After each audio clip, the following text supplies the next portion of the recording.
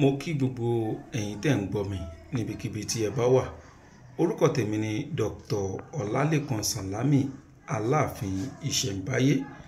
Èmi a máa sọ pé erin kọjá gbígbé, àjànàkú kọjá rúrù, àjànàkú kọjá mórí nǹkan fìrí, bàbá rẹ̀ rìn ẹ jẹ́ ká sọ parí ẹ̀. Ògúnnágbòǹgbò ni Dr. Ọlálékan Sàlámì tó bá jẹ́bi ká gbé àṣà Yorùbá lárugẹ. Tèmi máa ń ṣe lórí social media òun náà ni pé mo máa ń sọ fún àwọn ọmọ Yorùbá wípé èmi ò ní a máa ṣẹ̀sìn wa. Tó bá jẹ́ pé Kristẹni ni ẹ́, èmi ò ní o máa ṣe. Tó bá jẹ́ Mùsùlùmí ni ẹ́, èmi ò ní o máa ṣe. Ṣùgbọ́n àṣà Yorùbá ó di ọwọ́ wa.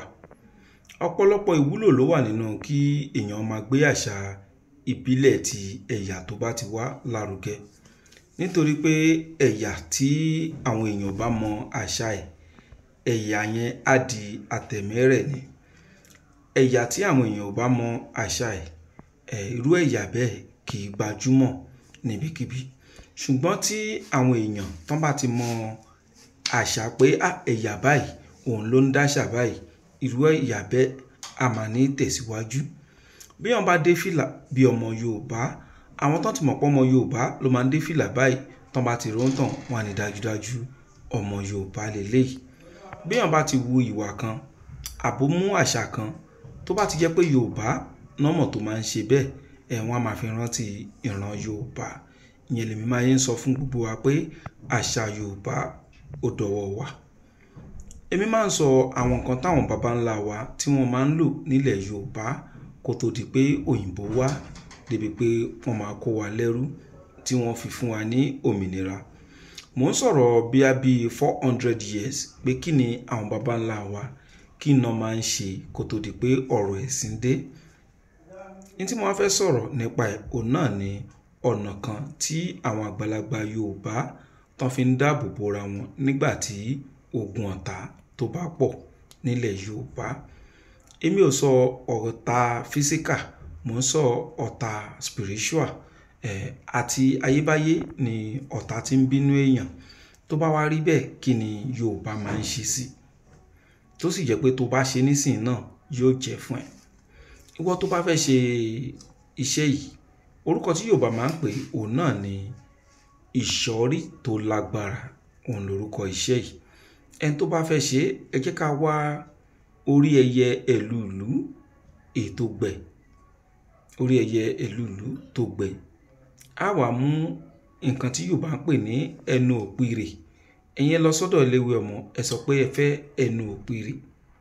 Tẹ́ bá ti mú ẹnu òpìrì àti orí ẹyẹ ẹ̀lùlú yìí, ẹ jẹ́ kí a fi sínú ìsasùn tá fẹ́ fi jóògùn. Ká mú odidi àtàrí kan ká fi sí. A wá jó.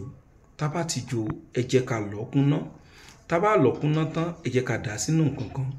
Tá bá ti kún omi tá fẹ́ fi wẹ̀ lálẹ́, ẹ jẹ́ ká mú nínú ẹbu yìí ká bù díẹ̀ sí, ká fomi yìí wẹ̀. Tá bá ti wẹ̀ tán, ẹ jẹ́ kó jásìkò tá ní jáde lọ síbi kankan mọ́, ká lọ sùn. Ṣùgbọ́n ká tó sùn, ẹ jẹ́ ká gbàdúrà ní ìlànà ẹ̀sìn wa. Pẹ̀lú àṣẹ Ọlọ́run, àṣẹ tọ́lọ́run fi sí ara àṣírí tá lò yìí, Ọlọ́run á jẹ́ kó ṣẹ lára wa. Ẹ jẹ́ kí a máa dúpẹ́ fún Ọlọ́run ní gbogbo ìgbà tá bá ti ń lo ìwé àtẹ̀pọ̀ tó bá ti ń ṣiṣẹ́. Á dára fún wa o. Èmi tí mò ń sọ̀rọ̀ yìí òun ni president fún ẹgbẹ́ Association of Africa Tradition and Culture. Ní tá máa ń ṣe nínú ẹgbẹ́ tí mo dárúkọ yìí òun náà ni pé a máa ń kọ́ra wa ní àwọn nǹkan táwọn baba ńlá wa tó ń lò láyé àtijọ́. Èmi lọ́lọ́run sọ pé kí n dá ẹgbẹ́ náà lẹ̀. Èmi náà ni mo jẹ́ president fún ẹgbẹ́ náà. Ayé sì wà fún gbogbo ẹni tó fẹ́ darapọ̀ mọ́ wa nínú ẹgbẹ́ náà. Kì í ṣe ẹgbẹ́ awo, kì í ṣe ẹgbẹ́ ìmùlẹ̀, kì í ṣe ẹgbẹ́ òkùnkùn. Ẹgbẹ́ káwọ̀ ọmọ Yorùbá ká kàn kọ́ra wa ní àṣírí ni. Education ní tá à ń ṣe ń bẹ̀, kì í ṣe religion. Ìwọ tó bá fẹ́ darapọ̀ mọ́ ẹgbẹ́ náà àti registration àti ID card 5,000 naira ni. Ẹgbẹ́ tó yẹ pé a máa ń ríra wa lójúkorojú tá bá ń ṣe program ni. Bẹ́ẹ̀ sì ni ọ̀pọ̀lọpọ̀ members wa ọ̀nà jíjìn náà wà. Ó ti ní bá ṣe ń ṣe láì ní disturb ẹni kankan, láì ní disturb iṣẹ́ àbí internet kankan ṣe. Kò sọ̀rọ̀ pé every Sunday o gbọ́dọ̀ máa wá sí meeting, every time báyìí o gbọ́dọ̀ máa wá, kò sí nǹkan tó ń jọ bẹ́ẹ̀. A ní WhatsApp group tá ti ń ṣe ètò náà tá ti ń yára wa lọ́gbọ́n. Bákan náà ẹgbẹ́ yìí a sì ní bá ṣe máa ń ríra wa lójúkojú.